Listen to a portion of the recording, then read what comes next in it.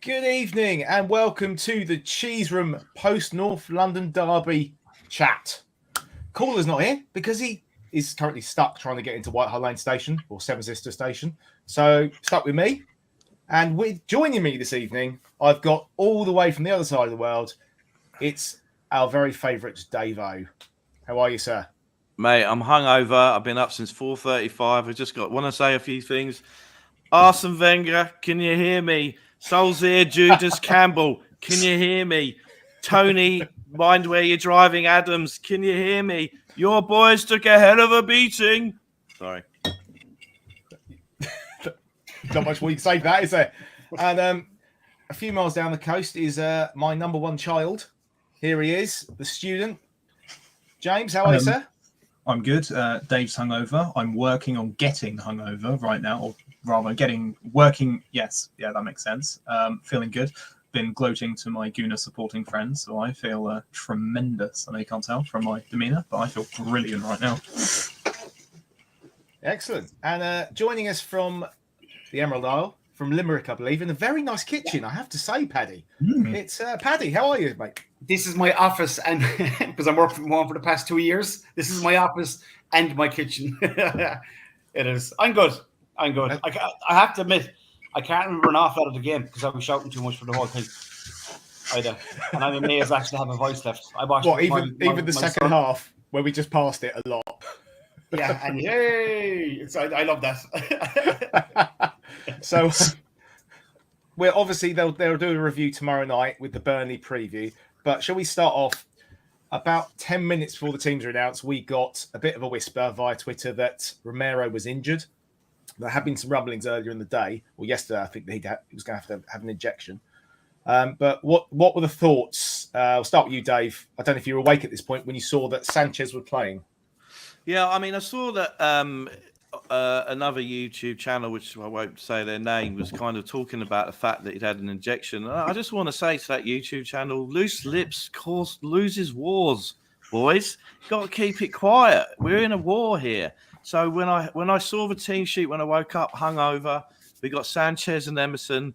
I just put myself online, a trip back to the hairdresser. I need to retint these grey hairs because those two give me a lot of grey hairs. What, James and Paddy give you grey hairs? No, I'm talking about Emerson Royale and Davison Sanchez, the South American duo on the right-hand side of our defence. Paddy, how much swearing came from your mouth when you saw Sanchez was in there? I have to admit now, and I actually have to publicly apologise because I was effing and blinding in here in the kitchen, and my young fella Ryan was outside sitting in the sitting room with the game on and just saying, "Can you not be positive? Just be positive. Just be positive."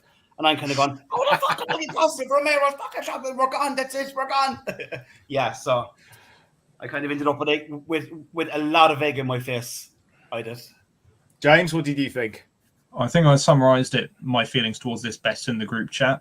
Romero isn't playing. Pain. Nothing else. Just pain. Just pain. I felt a deep, immense pain in my entire body and soul. I was very worried at that point. But do you know what? It was fine because we won. So maybe Davinson Sanchez is Maldini secretly in reported form. I don't know, but it's fine. Yeah, I didn't feel good. I wasn't confident. Let's leave it at that. I mean, I have to say, after 5 minutes, I was very worried about Sanchez. He did not look confident with the ball by any means. And at one point, the whole crowd really started almost. They weren't booing, but they were getting a bit upset because he could have passed forward, but he kept going back and. We were inviting them. I know the idea. We invite them onto us to try and make space, but it was. He never fills me with confidence when he's got the ball at his feet in any way whatsoever. So, I suppose to his defence, John, right? It was 3 months since he played a game, and this was a massive game. So I think what I'd imagine Conte kind of gave him instructions: get a feel of the ball in the first 5-10 minutes. Don't do anything stupid. And I'd say that was kind of what he was doing, was just kind of calming his nerves a little bit. No, I'm not his greatest fan by no means, but I'd imagine that was what Conte said to him, just relax a little bit for the first 5 or 10 minutes because nerves would have been a hell of a lot high, especially with him. They would have. I'm not sure we invited you on to be sensible, Paddy. What's that about? Yeah. See, no, if we lost, it'd be a different conversation we'd be having. But Fair enough. So, Dave, how did you feel? Slightly hungover, a bit groggy when the game started. Nervous, very nervous. First 5-10 minutes, they were pressing us high. Sanchez was having time on the ball. I think they were giving Sanchez time on the ball. You know, Emerson Royale, he had a good game tonight. He actually could have scored a hat-trick, right? But he's, you know, those two on the ball, I was very nervous. The goons were up for it. And, I think the first 10 to 15, we weren't at it. A massive game like that sets the tone. But who'd have thought, by the end of the game, we'd have had a back three of Rodon, Sanchez and Dyer. Takes me back to the glory days of Cundy, Ruddock and Stuart's Nethercott. Did they ever play together? That would have been, Cundy and Nethercott in the same team. My goodness, that would have been a disaster. I mean, Cundy in any team is a disaster, isn't it? It is. One of two people who's blocked me on Twitter. I won't mention the other one. How do you know who the other one is? The person we don't discuss. Oh. nice. Is it Piers Morgan? I bet Piers Morgan's having a lovely evening, aren't you, Piers, and all you gooners out there? Sorry, carry on. He's the Piers Morgan of Tottenham fans. Of coaching, I believe. I'm toxic, I'm toxic, so I'm allowed to say that. You are toxic, yeah, I've heard that. James, how was the first sort of 5-10 minutes for you, did you think? Stressful, not enjoyable. Takes me back to Jose ball. That's what it takes me back to. Stressful to watch. I don't like it when we pass the ball around the back, just to be honest with you, because we're not playing with Xavi and Iniesta, and that's just stressful in general. A couple wobbles. To be honest, I was worried we were going to concede an early goal. That was the thing that really worried me. We concede an early stupid goal, and then they just kill us from there. But we actually didn't, and they had a bit more of the ball in our half than us. But, it wasn't dreadful. It took that bit of sting out of the game because they were a lot better in the first 10 minutes. But we kind of slowed it down and took the sting out of the game, which was the correct thing to do. I imagine that's what Conte told them to do. Sanchez didn't, do anything egregious. So, that was better than I was hoping. The long words have come out already. Good stuff. I think that's the first time I've ever heard the word egregious post the North London derby, and I take my hat off to you, sir. Getting all the words.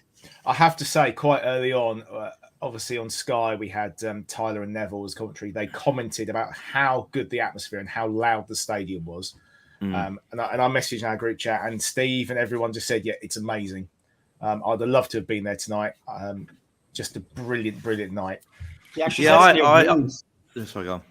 No, if they said it near the end that it was actually the best atmosphere that they've witnessed. They didn't mention the state. No, they said at the start about the stadium. Yeah. But this time they said it was actually the best atmosphere they've witnessed this season at a game. Yeah. Yeah, I heard that the lobsters in the Tunnel Club were doing a choreographed dance at half time. They were well into it. I've got a picture of. He probably knows. I have got a picture of Steve's dinner. I can put it up later. Maybe it was a nice steak he had. I can't tell you the words I used. Sorry, Jay. Can Steve confirm that, Dave, about the lobsters? Can he confirm that for us? I hope so tomorrow. On tomorrow night's show, I hope so. Maybe we can get a lobster on the show. Probably talks more sense than I am at the moment. Did they let him take one home as well? Blimey, that is good service. Only if Levy charges them. Anyway, let's move on.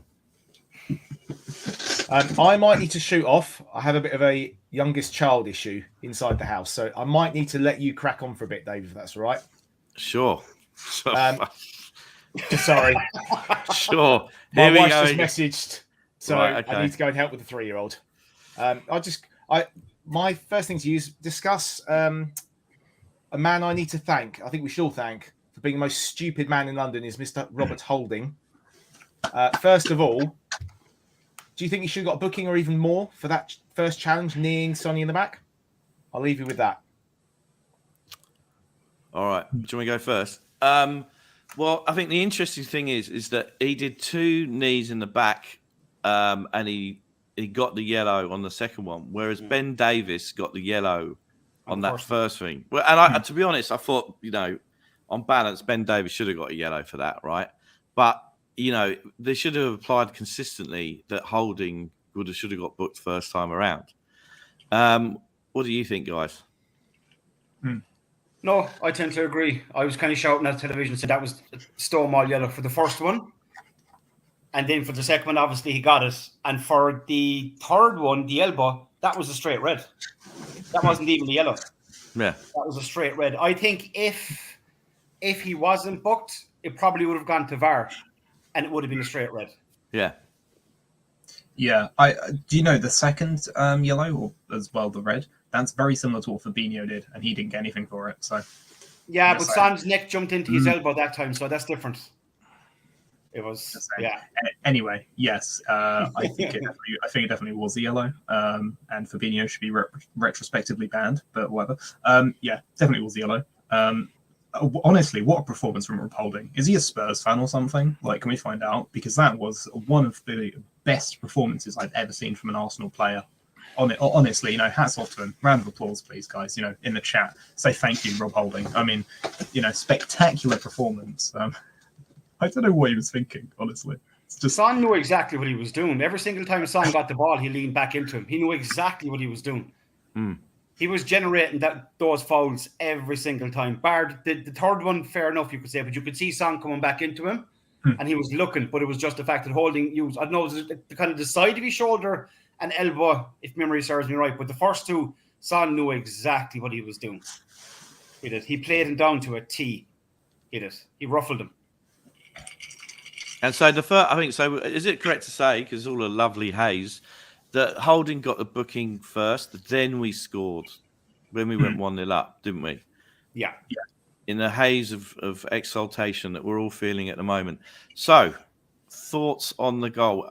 Can we safely say it was a penalty, gentlemen? I was kind of 50-50 to start. But then the more and more I've seen it, I'm kind of going, okay, yeah, it was a penalty. A tad bit harsh, for fairness, but it was a penalty.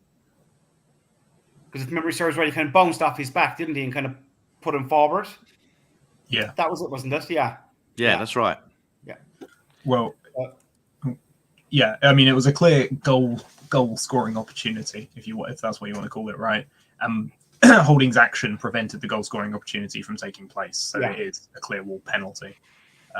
So, yeah. But it was Cedric, wasn't it? Was it Cedric to push it? It was Cedric. Yeah. Oh, it was Cedric. Yeah. All right, bad memory.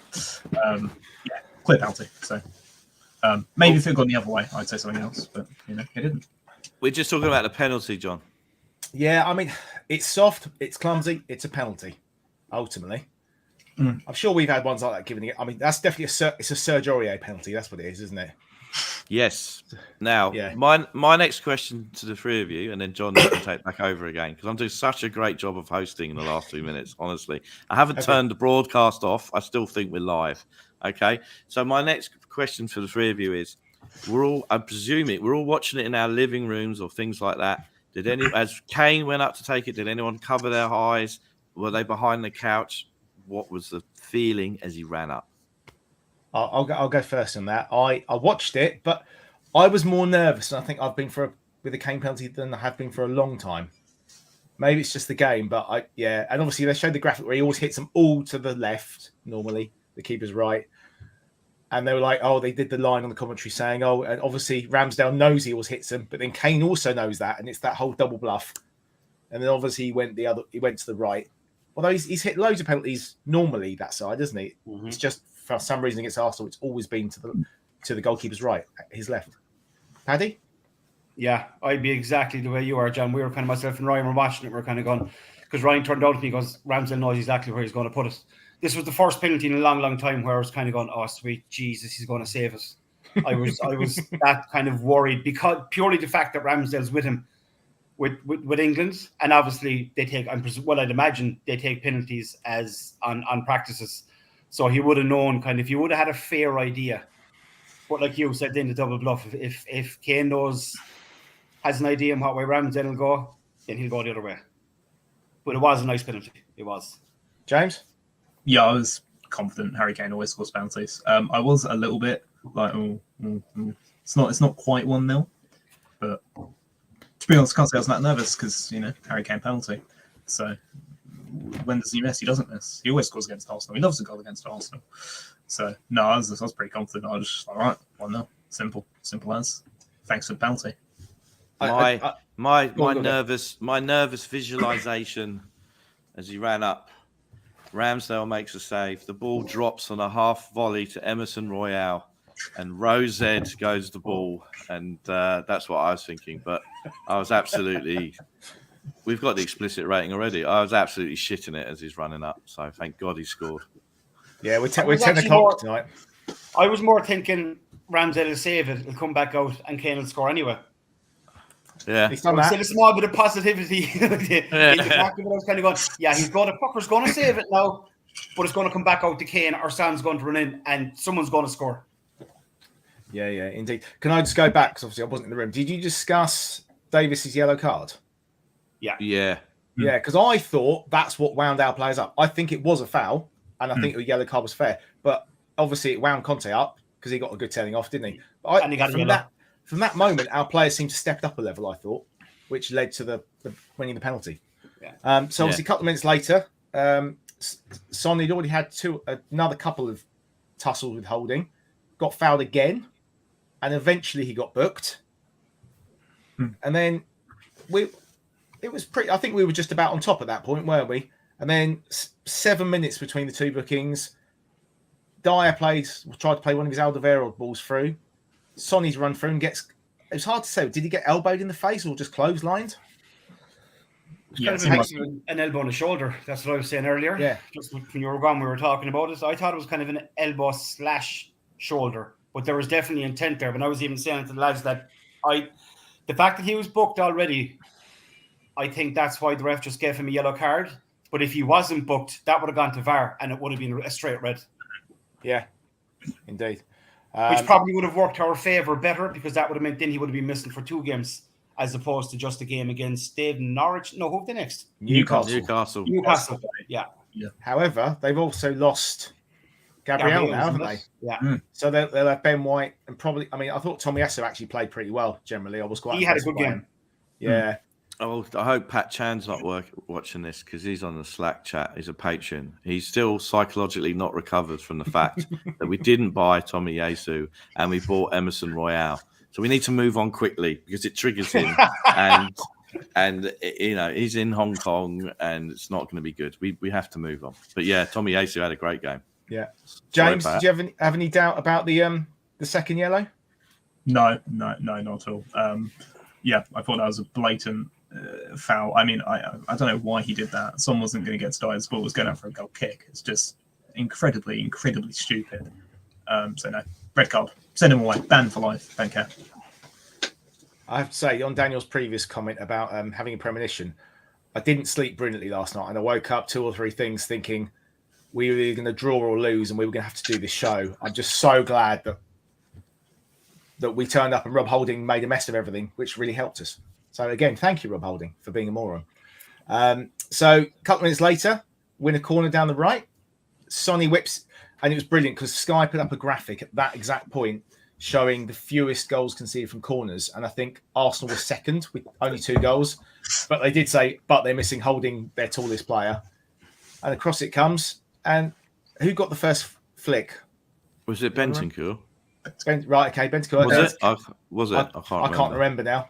And good old Eddie Nketiah nicely kept Kane on side, and he stooped down to tap it in. What did we do? What did you do at that point, James? I scream vulgar words. Am I allowed to repeat the vulgar words on the show? We are well past vulgar words now, so go for it. Quote, let's fucking go. Harry Kane owns you. Get fucked, Gooners. And then I said to my Gooner mate who was on the phone, haha, cry. Paddy? We celebrated, then we didn't celebrate because VAR has us completely fucked up, basically.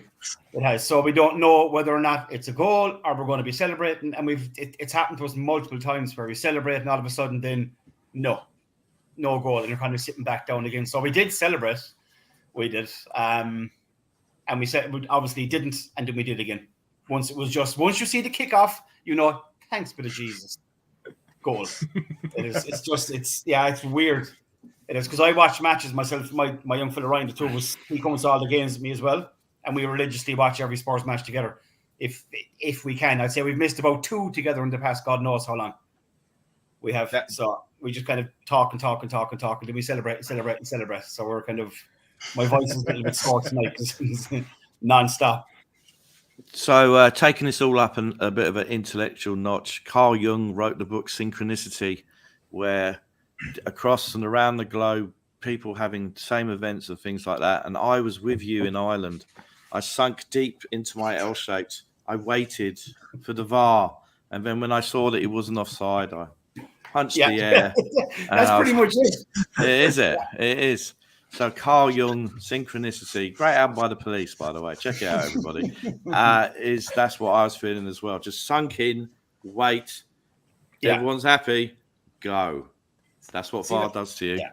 See, that's why people love this podcast, because you get not only football, you get music and you get films, don't you, Dave? Especially from down under. You give us all sorts of great knowledge. The Godfather above you, obviously. There's one. Yeah, indeed. So 2-0. And then the weirdest thing for me is Arteta didn't really change anything. Like, why have Ben White on the bench at all? If he's not fit enough, why is he on the bench? That seemed very... I mean, it was brilliant for us. But it was pretty much game over from that point, wasn't it? It was just the worry, could they get a goal back? I did have that fear. Paddy? You wouldn't be a Spurs fan if you didn't think they'd score. Yeah. Any team, not just Arsenal. Any team. It is. Because even when it was 2-0, I was kind of going, right, I want a third. I said, we need a third. I said, we have to get a third. Because you just have that fear in the back of your head that if we get one, I know the mindset and everything has changed since Conte has come in, but it's still historically in the back of your head going, we have to try and get one more or keep a clean sheet. My main target was keeping a clean sheet until halftime. I would have been happy then going into 2-0 at halftime, regroup, have your chats and whatnot, and then back out again. Yeah, I mean, Nketiah had a shot, didn't he, from the edge of the box, which Hugo tipped over, but that was about it. I've got the first half stats here. So yeah, they had 3 shots on goal. Yeah, look, I mean, 2-0 up at half time against 10 men. We're all scarred by being 3 up against Man United at half time. The old Man City. And Man City game, I was at that. And Man City. And Zagreb, effectively 2-0 up at half time. Their manager goes to prison, and we still screw it up. He did go to prison at half time. We might. The wheels of justice move very quickly in Eastern Europe, my friend. Let me tell you, right? And we are. This is like a self-help group as well. We're all feeling it. You know, I think we can all. I think there's the point that we get where we think we're there, and I think we're coming to that point very shortly in our conversation when we can relax. Yeah, and West Ham, Davinson Sanchez. We were at that game. Wembley. No, that's a different one, James. No. Talking about the 3-0. No, we were at the League Cup game where we were 2-0 up at half time and lost 3-2. Yeah, exactly. That was good fun. Oh, awful drive home that one was. So second half, I'd gone out of the room, can't remember why. Come back in, hadn't really taken, and then suddenly Davinson Sanchez with an absolute Platini-esque pass to Harry Kane in the box. And Kane turns, tries to get the shot away, and it falls to Sonny, who just pokes it home. 3-0. And it literally was game over in the 47th minute, wasn't it? Yeah. Dave? I think it was like tantric sex when you get to the final bit after 12 hours, right? And then... Are you speaking from experience, Dave? No, but Sting does tantric sex, and we've just talked about synchronicity, so it all comes together. Not like that, just to be clear. And the move was a beauty. In it goes. They're down to 10 men. Are you still talking about the tantric sex? Yeah, the move was finished. So I put my left leg over my ear. Oh wow! And that was it. That was the point where I think we could say, yes, we're there. We've done it. Great goal, great move. And he's got, what's he, 2 or 1 behind Salah now? 1 behind Salah. Yeah, we can talk about the subs in a bit. But, yeah. I mean, that was it. And I think collectively we lay back and went, marvellous. Was that relief at that point, Paddy, or were you still a bit worried? Still worried. I followed followed the team all my life. It's embedded in you as a Spurs fan. You're kind of going, gee, I turned around to Ryan and I said, we want to fourth, and he looked at me and said, Jesus Christ, will you stop? It's just me. I can't relax from the first minute to the 90th minute.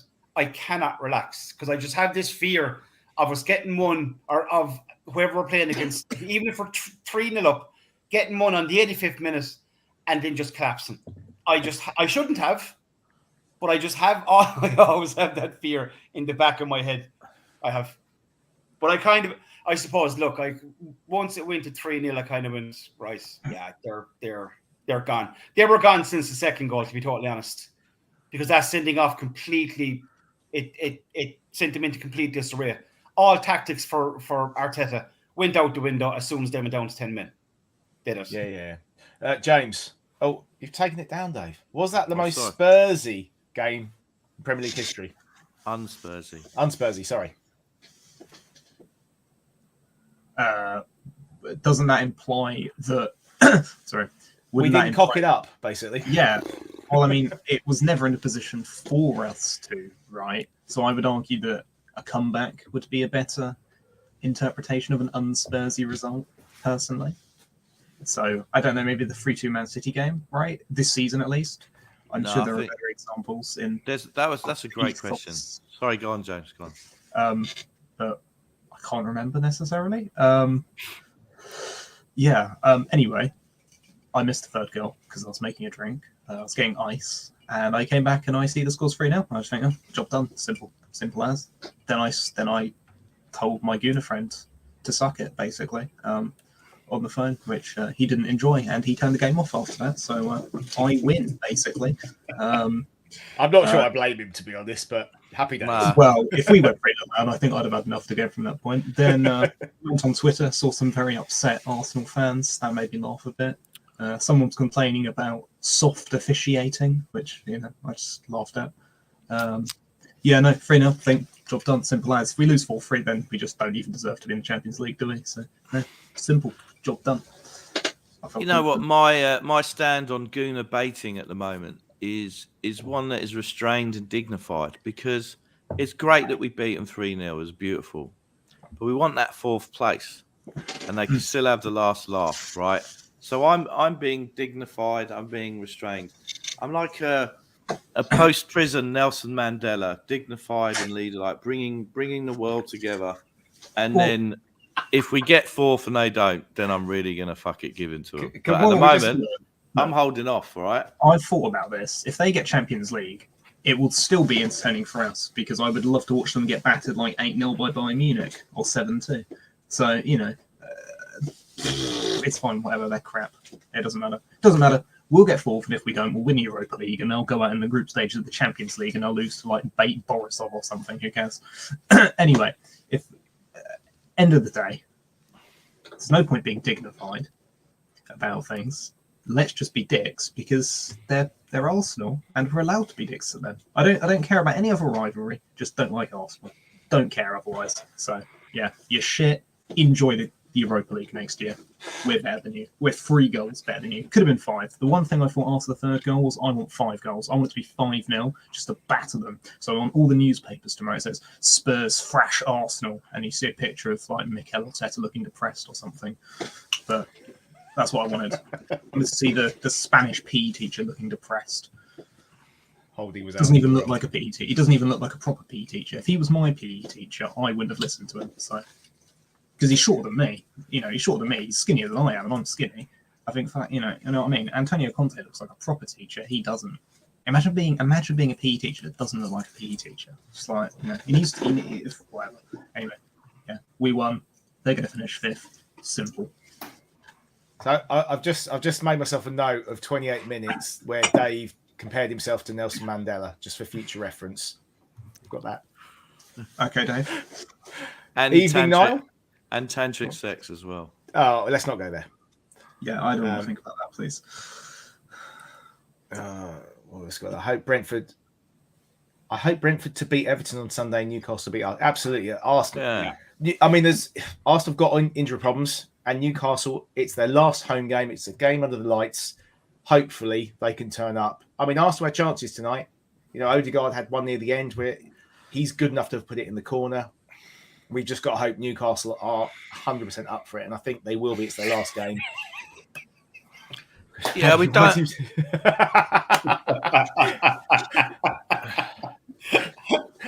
Are you going to let Ryan Wallace talk to you like that, Paddy? Yeah, it's his son. yeah. That's why. That's his son. That's my son. I didn't know Little that. shit. Right. He's upstairs watching it. He goes, I suppose. I wonder is now the time to tell him he's adopted. Is now the proper time to tell him? I don't know. It's Jesus. probably too late now, and he knows. This is turning into Oprah. Jeremy Kyle. Can I? Yeah. I'm just going to put this up. And Steve Diver is on the show tomorrow night, and he will tell you more. But apparently, Arteta was having some disagreement with some of the Tunnel Club members at the end of the game. So Was he? I think Steve's going to tell us a bit more insight tomorrow, but that should be quite interesting. Well, Talking about tomorrow's show is Dave, you're on. Caller's obviously on. Call it HG, Diver. Oh, Matt Hayes is on. Yes. We've got a 5-man team tomorrow. Matt Hayes. The Irish great. takeover. The Irish takeover, indeed. Sorry, Dave, what were you going to say? I can't really remember, to be honest, but I think, you know, if that goal was the climax to the tantric sex session, for me, the rest of the game felt like having a big post-coital cigarette and just lying back going, well, that was all rather marvellous, wasn't it? What I love is HG's obviously just started watching. He's coming as you talk about tantric sex. Hi, HG. Amazing. Good evening, sir, from Vienna. Oh, here we go. Yeah, he's not a PE teacher. He's a petulant Lego head. Well, yeah, to be fair, you have to have a qualification to be a PE teacher. I don't think Arteta has any.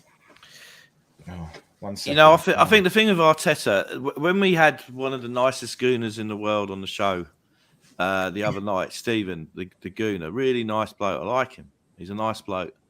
And I asked a question in the run sheet. I thought it was very odd that they gave him a new contract this week. Very strange. Really strange. What do you think, guys? Do you want me to put my unbiased non-Spurs fan hat on for a second talking about this? You get that hat on your head. All right, I'll go get it. 2 seconds. So the question is, there's a question that I put in the run sheet the other night, John. I thought, which we asked to Stephen. I just thought it was very odd that they gave him a contract extension this week. Arteta. I thought that was odd. What do you think? My non-biased hat is on. It's an actual hat. Is that from my boy George, 1980s music video? No, I don't know. I went out on a night out once and I just came back with it the next day. It was in my room, so I obviously bought it while pissed. Or stole it? Yeah, no, I don't. We don't condone stealing on the cheese rack in any form. Right. I don't think I stole it. Can't remember. Sorry if I did. Anyway, Arsenal are a lot better this season than I thought they'd be, actually. They did obviously have no Europe, but they have generally improved in a lot of their stats. Just like expected points, expected goals, etc. Presses in the final third. They do a lot better with Nketiah. It is strange that they couldn't find a better manager on a superficial level than Arteta. I suppose the safety with Arteta is that he's probably there for a long period. You can progress and look to bring through young players, and B, I suppose sacking him would kind of be admitting you made a mistake, which the board might not want to do. Fourthly, we are currently destroying the reputations of the opposition manager. Well, I mean, I'd do a better job. Has he taken Wrexham to the Champions League in Football Manager? No, I have. So, I'm more qualified. It'd be simple, right? You just got to turn around and say, lads, score more goals. I mean, simple. Score more goals. I mean, and you win games. Easy, simple.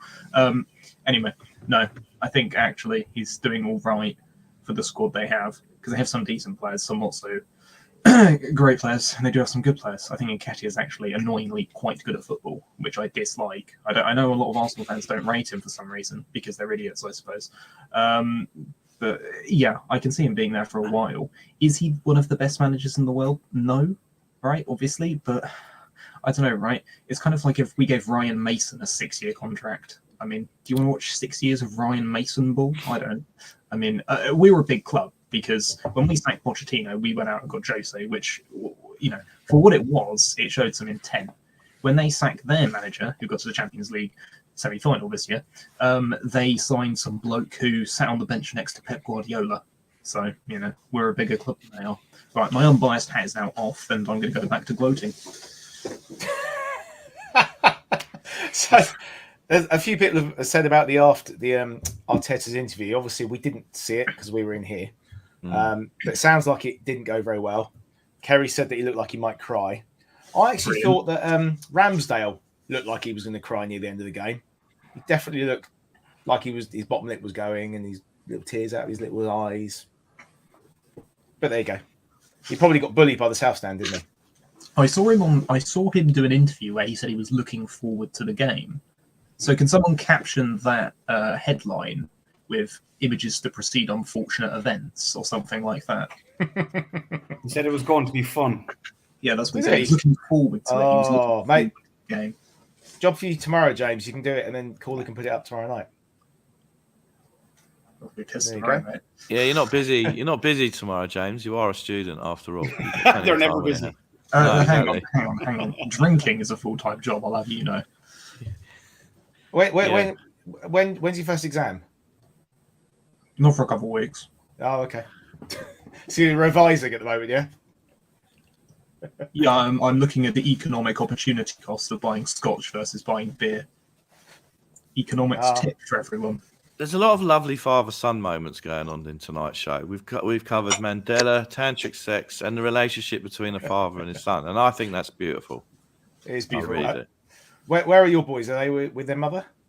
Well, my oldest is on cadet camp, and it's been pissing it down for 2 days, and he can't get to watch the game. So, hello, Jack. And Tom is I'm hoping Tom's going to school, or I'll be getting a text message from the school asking why he's not there. But I don't care because we beat the Goons, is what I'll reply in the text message. So just reply, Spurs won, he's got the fucking day off. Yeah. That's right. That's right. Good evening, Brendan. Lucas Moura's new best mate. Brendan McGurty did a little tribute to Lucas's hat-trick in Ajax because it was 3 years ago the other day. Arteta said that he'd get banned for 6 months. He said what he thought. Oh, what a shame he didn't. Although that might make them better.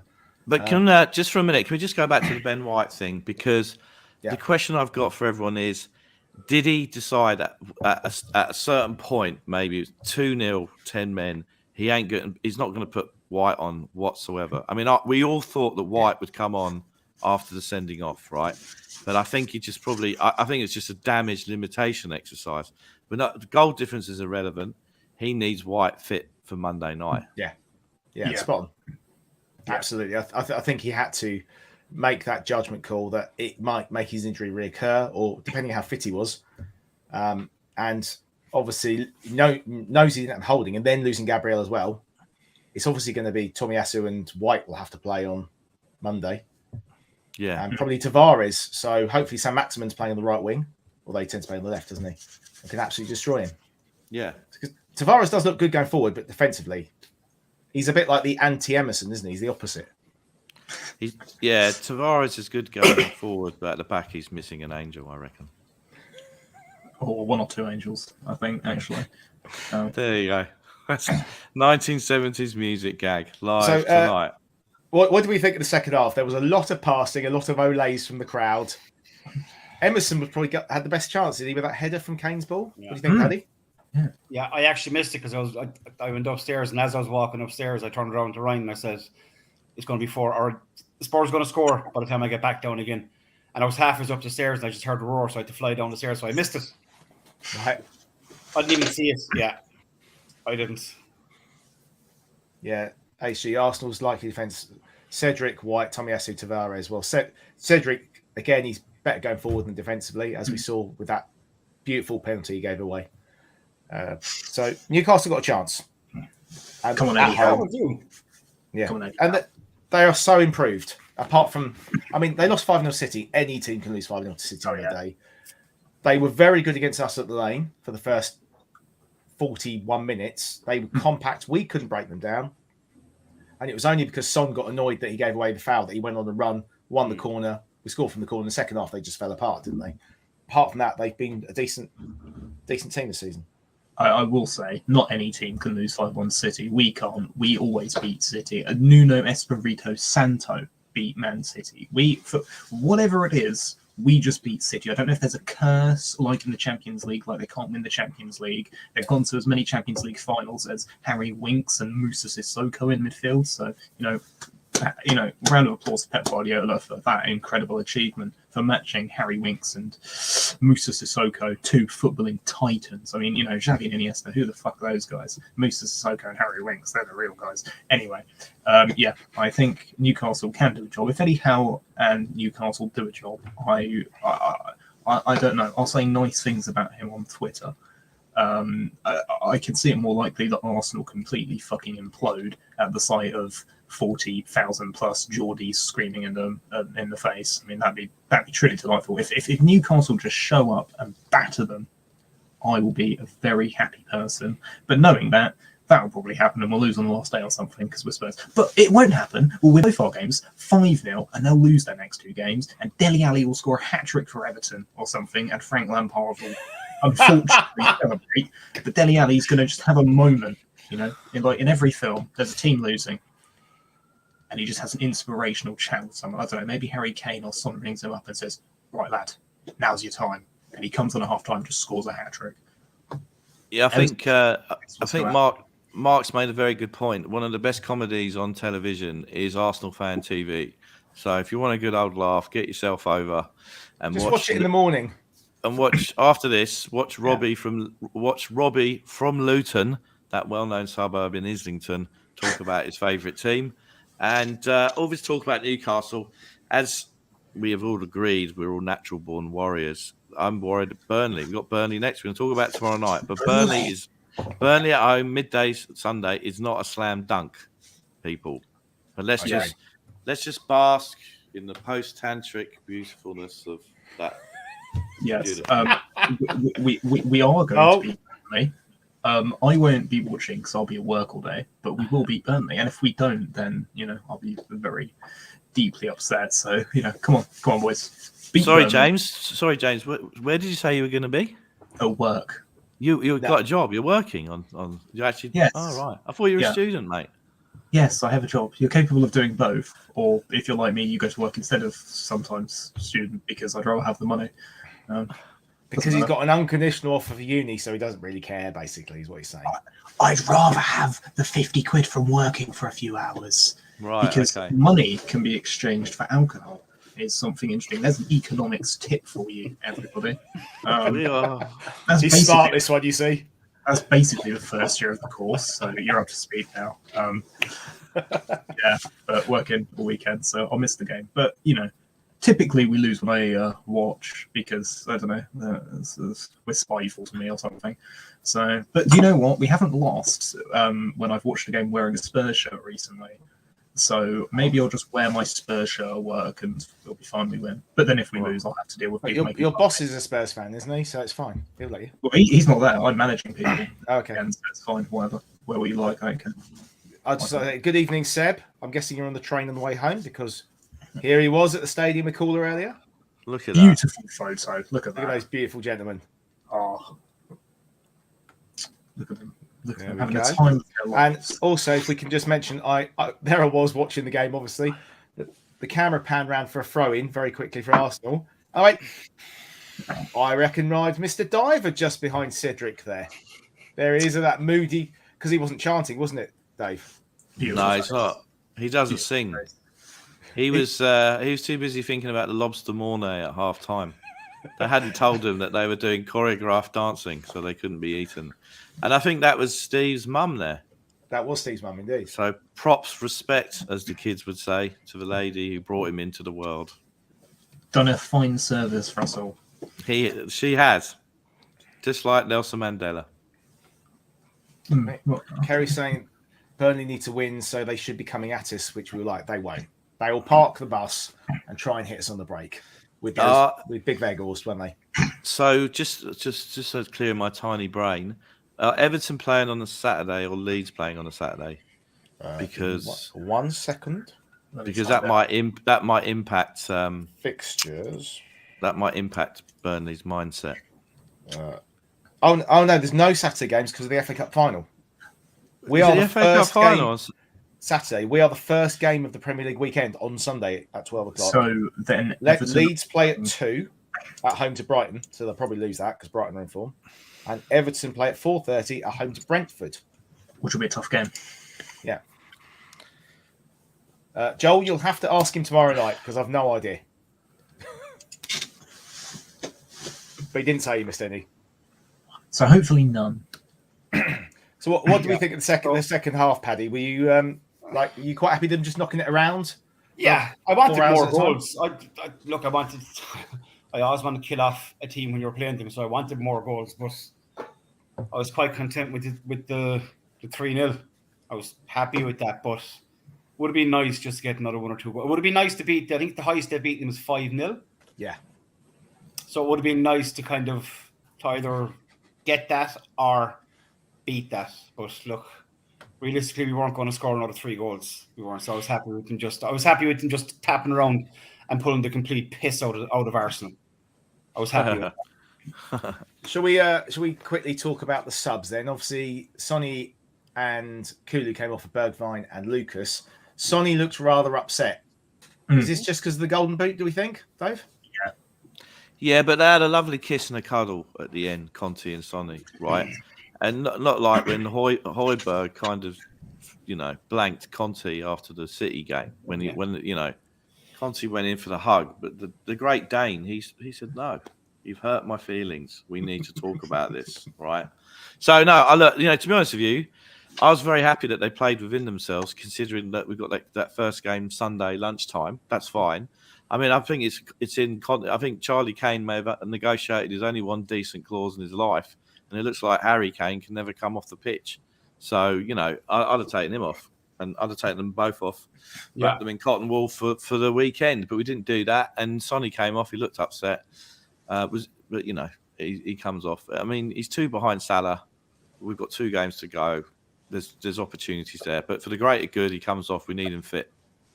I think that Kane didn't come off because he was on the hat trick. Personally, yeah, I would have taken all 3 of them off. He had options on the bench. He could have given Scarlett another game.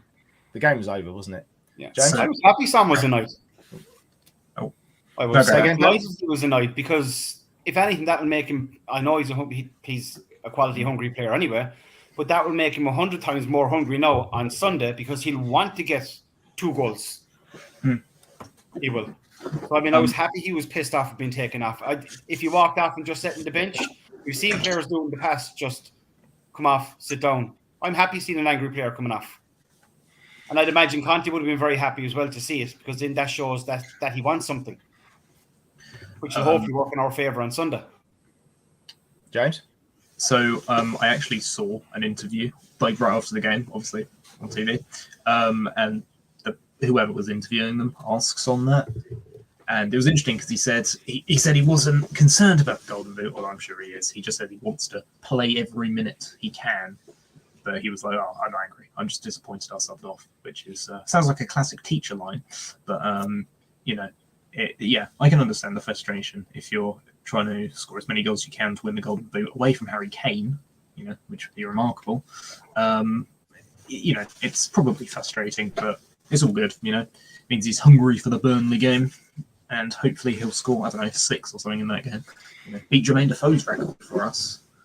And he scored 5 against Wigan when we beat them 9-1. Yeah, okay. I remember that. Dave, what do you think about this question from Kerry then? Bergie was given 20 minutes finally, thought he might have shown more. Yeah, if Gareth Bale had come off the pitch with 20 minutes to go, Gareth Bale come on, he'd have scored a hat-trick, wouldn't he? But on the other hand, at the end of the day, fair point from Kerry and props respect to her because I'm down with the kids tonight or this morning. But at the end of the day... Are you still drunk? Is that really the situation? You're not hungover, you're still boozed? No, I've had a coffee in my cheese room. It wasn't Irish coffee. Yeah, but I didn't look. Mora and Glenn the Lord our Hod, Glenn Hoddle, who was doing punditry in the studio of Ian Wright, who looked very upset. Boo-hoo. He thought that Moore and Bergwijn are good options coming off the bench. offers a little bit different to Kulu. Bergwijn didn't do much, but by that stage again, I was still enjoying that post-coital cigarette. I was happy. Paddy, what do you think? I can't see Bergman with us in the summer. I think he'll be sold. Yeah. And Mora as well. I think the two of them will be gone. They aren't bad options, to be fair to them, to bring off from the bench. But then looking at it that way, a player can't really do a hell of a lot unless you're top quality in 20 minutes in the game. And look, let's call a spade a spade. Mora or Bergwijn aren't top quality players. They're average, if anything. I know Mora's got us the goals and Ajax and all that kind of stuff, but he's not. If we want to progress... Oh, he's gone. Oh, he's frozen. Okay, James, what do you think about Bergie? Ajax wanted him, don't they? They wanted him in January, and he didn't go. I mean, it'd be interesting to see if they still want him, because Ten Hag's leaving, obviously. So I don't know if that was like a director of football decision to pursue him, or if it was actually Ten Hag who wanted him, right? But if Ajax come in with a reasonable bid, anything north of 25 million. I think it's probably going to be quite hard to turn down. I mean, it's hard to turn down that much money for a guy coming off the bench, right? That money can be put to use in improving the squad in general. Again, I don't think he's terrible, and I think it's a shame because there's obviously a player there, but if Conte doesn't want to give him game time, then bring in someone he does want to give game time to. The only thing I will say is that with European football next season and with cup competitions, because we all know that Conte's going to want to win every single thing he can. He wants to win every game. He'll want to win the League Cup, the Carabao Cup, whatever the hell it's called, the FA Cup, and whatever European competition we're in next year. It isn't bad to have players like Bergwijn in the squad to play those games. So Harry Kane doesn't have to play 50 games next season, and Son doesn't have to play 50 games next season. But if he doesn't want to be here, and if Ajax are willing to pay like nearly 30 million for him, and we can bring in someone perhaps a bit more talented, who Conte would prefer, fits his profile a bit more, like an actual proper backup striker, then I think that's a perfectly reasonable thing to do. At the end of the day, it all comes down to whether Conte wants the player and whether the player actually wants to be at Spurs, doesn't it? So it's as simple as that. But we have to replace him. We can't just sell him and then not have a backup. We have to replace him. Absolutely. How you doing, Paddy? You back with us now? Yeah. No, I didn't even realise I was gone. I was talking away. Yeah, you talk. You just went. No. Shan's just sent us this. Davinson Sanchez had the most touches and played the most passes into the final third, 13, and 100% of his error duels against Arsenal were won. No Romero, no problem. Honestly, did anyone in the world think that could be a stat before the game? No. Yeah, I think Romero's got a real fight on now to get his place back in the team. There is a suggestion that people think he might be out for the next two games as well. Oh, which against Burnley is a bit worrying, I have to say. I know that you're not a big fan of his defending. There's a helicopter going right over it. But yeah, I'd rather have Romero every day over Sanchez, I have to say. And I think Sanchez will probably go in the summer as well. Same as Bergwijn.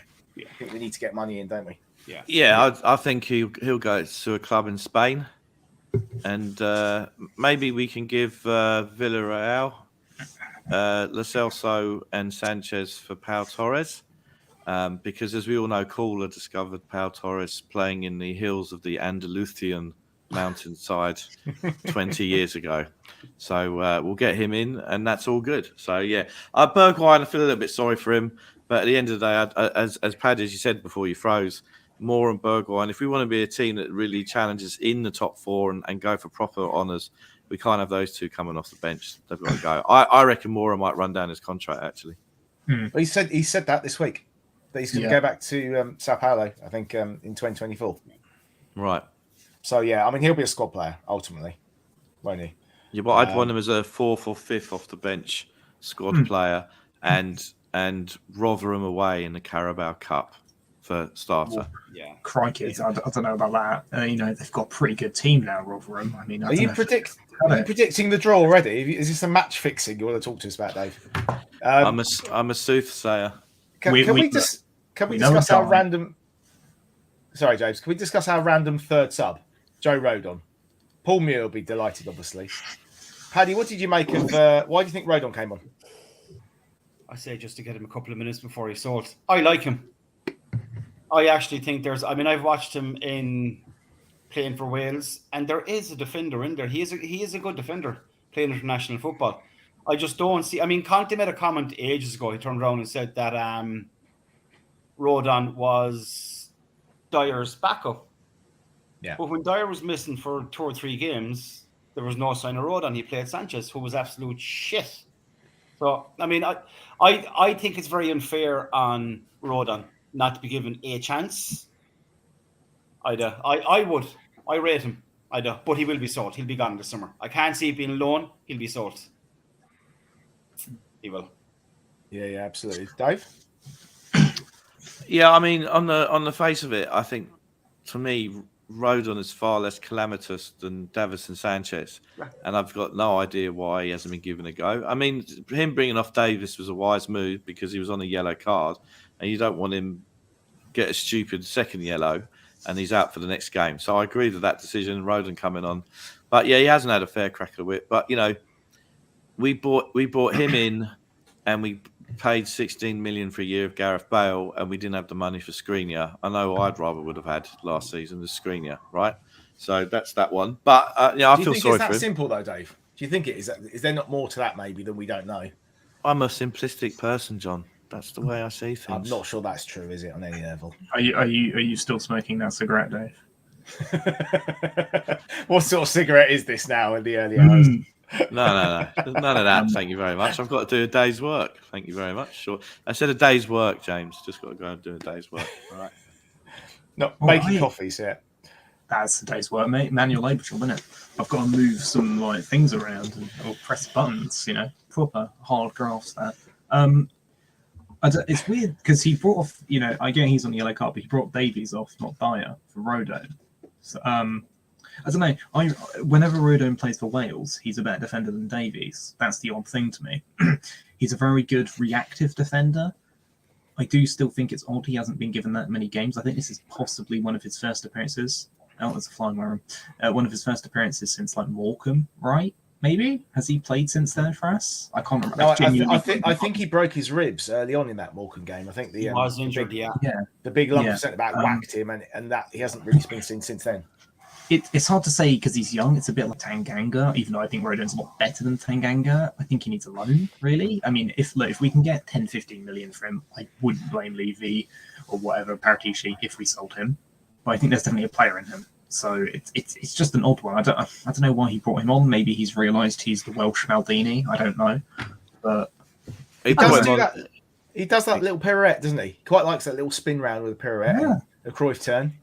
Yeah. He's obviously a fan of Cruyffian football. I don't know. Maybe he's managing Ajax in Football Manager or something. I will just say about the second half, if anyone's plays Football Manager here, you'll know what I mean. But there's an option in the tactics. It's called time wasting, and you can set it to whenever possible. That's what it looked like we were doing in the second half. Just keep it simple, lads. Don't do anything. Just keep the ball, pass it around. That's what we did. But yeah. Anyway. Yeah, Rodon's a bit of a weird one. I rate him as a player because I'm Welsh, so I have to. But a part of me would be sad to see him go, but I would completely get it if we replace him. But the thing is, if we're playing a back three, you do need at least 5 or 6 centre backs because again, we're going to have a lot of games next season. We're going to be able to have to rotate, and if Romero, God forbid, has a long-term injury, we need someone who can step in. So I'm thinking, well, if we sell Sanchez and we sell Rodon, if Tanganga goes out on loan because he's definitely not ready to play. We're going to have to sign quite a few centre-backs just to have squad depth. So it's a bit iffy for me. But there you are. Right. We've been going almost an hour, so I think we're going to call this to a close because we will, of course, have a show tomorrow night. Caller will be on with HG, with Davo, Steve Diver, and the legend that is Matt Hayes. 9 o'clock-ish, maybe a couple of minutes past.